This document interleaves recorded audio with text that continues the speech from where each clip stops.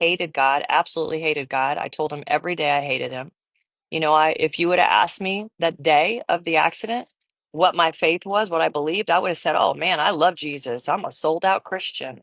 And that would have been my story. And I was so sold out. I was in church on the holidays. Looking back, it's a little comical that I thought that that's what sold out meant. But God loved me where I was at anyway. He's that kind of faithful, that kind of loving, that kind of merciful God. Praise God for that. And so even though I didn't choose not to believe in him anymore.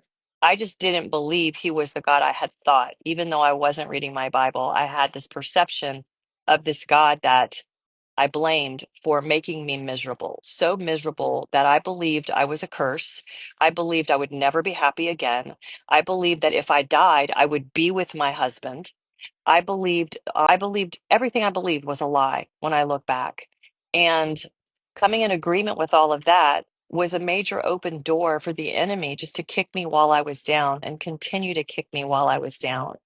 And in that place, I just wanted to take my own life. I absolutely believed that that was the only way to end the misery and the heartache that I was suffering. I was consumed with it. I was so consumed with taking my own life that I completely changed my personality. I became extremely outgoing, the life of the party, because I wanted to make sure nobody had a clue that I was that miserable inside and was contemplating taking my own life. I didn't want anybody to try to stop me or feel guilty that they didn't stop me because they knew. And so I put on a great show. And inside, I was dying. I was miserable and I was consumed with what can I do to put myself in a dangerous spot so that I could just die doing that. I believed even the lie that I was too chicken to use a weapon to take my own life, that I wasn't even that good. I mean, the enemy twisted everything in his favor. And when I had exhausted all of the world's solutions, partying, toxic relationships, I mean, I tried to fill the empty void with everything the world had to offer.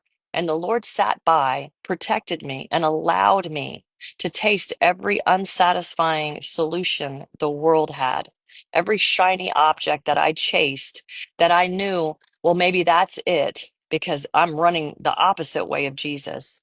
And once I exhausted all those efforts, that's when it dawned on me that what was missing in my life was no longer, it wasn't my husband, it was God. It was the God I turned away from and blamed for my misery.